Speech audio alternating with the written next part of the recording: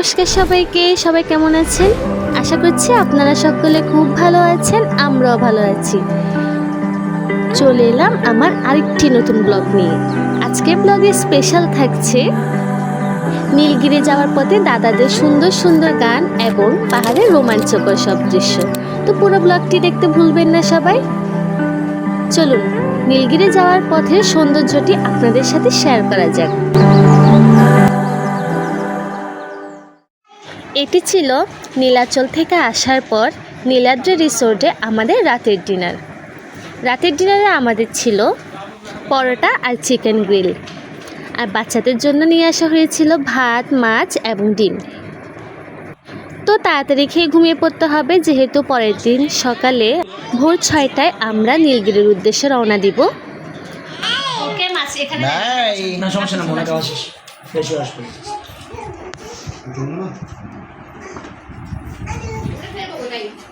ঠিক আছে হচ্ছে ভিডিও হলো বসে যাও। বুঝু বুঝু বুঝু না।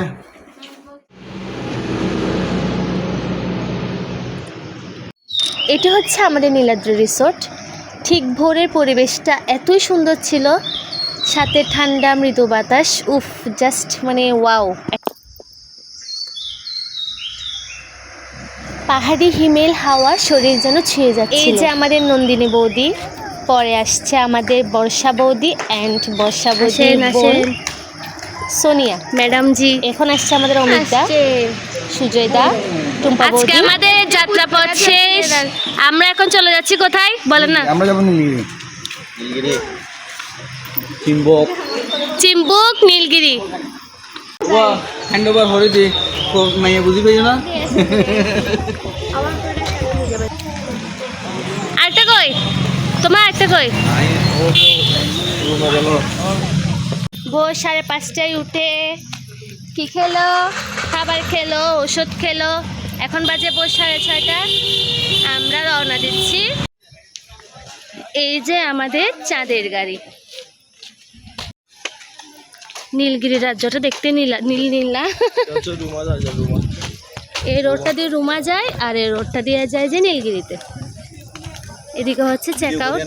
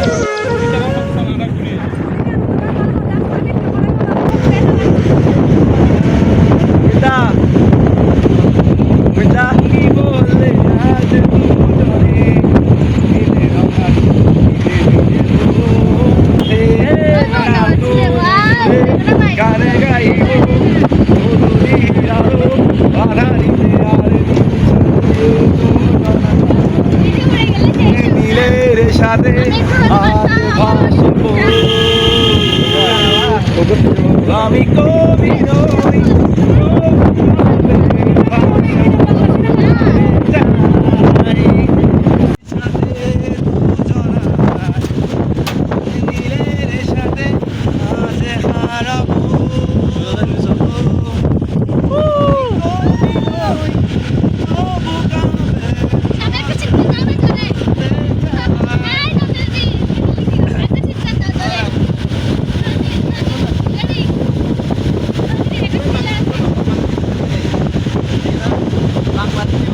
নীলগিরি যেতে হয় প্রায় পাহাড়ি পথ 47 কিলোমিটার পেরিয়ে, আর এই এক একটি পথ যেন পাহাড়ের এক একটি মাস্টারপিস।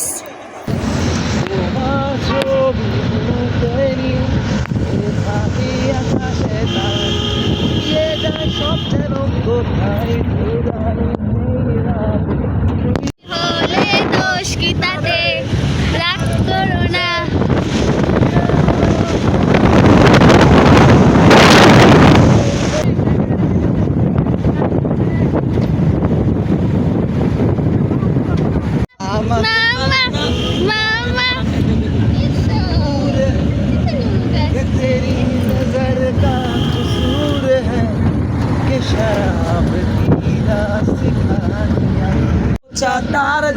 না লাগে, আরে আমার বাচ্চা মরা পরে তার জীবনটা আগে গো ডাক্তার, ও ডাক্তার, আরে ও ডাক্তার, ও ডাক্তার। রিকোয়েস্টে গান থাকলে বলেন, রিকোয়েস্টে গান হবে না, বলে না সবাই গেলে ওটা আর কি। নীলগিরির পথে গাড়ি চালানো মানেই হলো মেঘের রাজ্যে এগিয়ে যাওয়া। রাস্তাগুলো এত উঁচুতে যে আপনার মনে হবে আপনি আকাশের খুব কাছাকাছি চলে এসেছেন। সাপের মতো এঁকে বেঁকে যাওয়া রাস্তাগুলোর এই পিচডালা পথটি এক নিমিষে আপনার মনটি ভালো করে দিবে।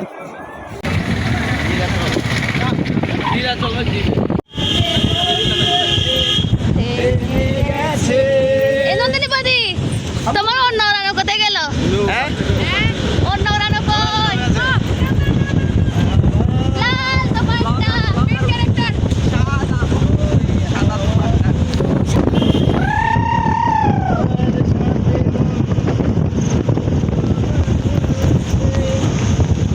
আমি শুধু এখানেই থাকবো, ফিরে যেতে মন নাহি চাইছে, চলো না। আস্তে আস্তে সুন্দরীয়। জায়গা জায়গা জায়গা জায়গা জায়গা জায়গা জায়গা নামো নামো আচ্ছা বলো। যেহেতু নীলগিরির উচ্চতা অনেক বেশি, তাই যাওয়ার পথে দেখা যায় নিচের উপত্যকা বা ভ্যালিগুলো মেঘে ঢাকা। এখানে পাহাড়ের খাঁজে খাঁজে সাদা তুলোর মতো মেঘ জমে থাকে। উপর থেকে নিচের দিকে তাকালে মনে হয় সবুজ পাহাড়গুলো যেন মেঘের রাজ্যে ভেসে চলেছে। এই পথে যাওয়ার সময় বিভিন্ন ক্ষুদ্র নৃগোষ্ঠীর বাড়িঘর, তাদের ঝুম পদ্ধতিতে চাষাবাদ, পাহাড়ের খাঁজে খাঁজে তাদের করা চাষবাস, সব কিছুই সৌন্দর্যই আপনার মন কেড়ে নেবে এক নিমিষেই।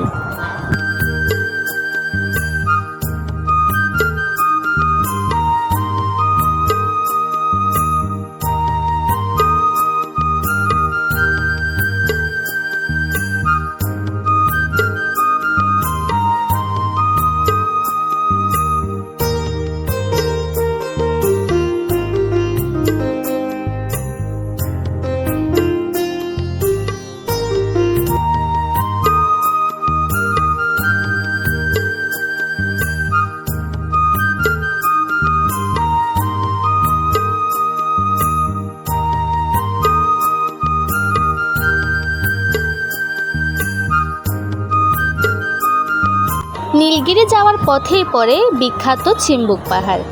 এখানে গাড়ি চালানো মানে হচ্ছে মেঘের রাজ্যে হারিয়ে যাওয়া। দেখুন দূরের মেঘগুলো মনে হচ্ছে ঘন এক কুয়াশা, কখনো ঘন জঙ্গল, কখনো বা মেঘের কুয়াশা, সব কিছু মিলিয়ে পাহাড়ের সৌন্দর্য অসাধারণ।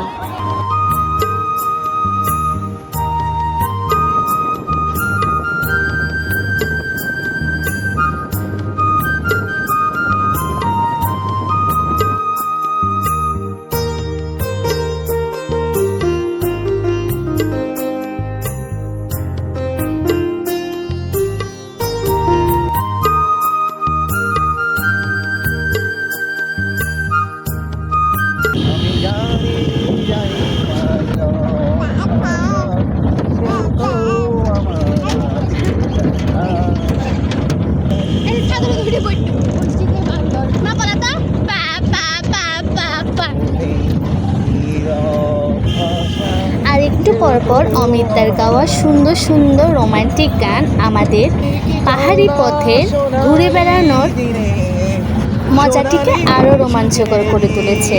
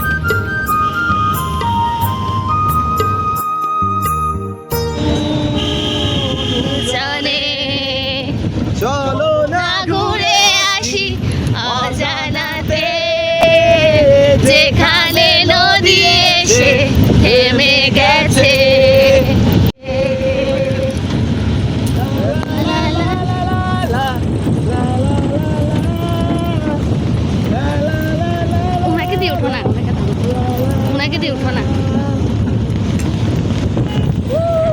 এই তারা নিচের দিকে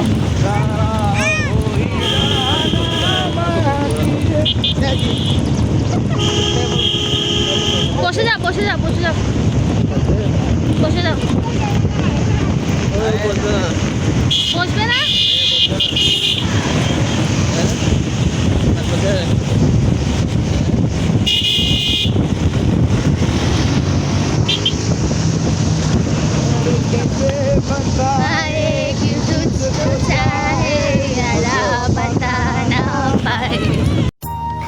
সবাই ভালো থাকবেন, সুস্থ থাকবেন। ভিডিওটি কেমন লেগেছে অবশ্যই জানাবেন। দেখা হচ্ছে পরবর্তী ব্লগে। নীলগিরির সুন্দর সুন্দর দৃশ্য এবং পাহাড়ের অনাবিল সৌন্দর্য নিয়ে আমার পরবর্তী ব্লগ দেখতে ভুলবেন না। ততক্ষণ সবাই ভালো থাকবেন, সুস্থ থাকবেন। টাটা।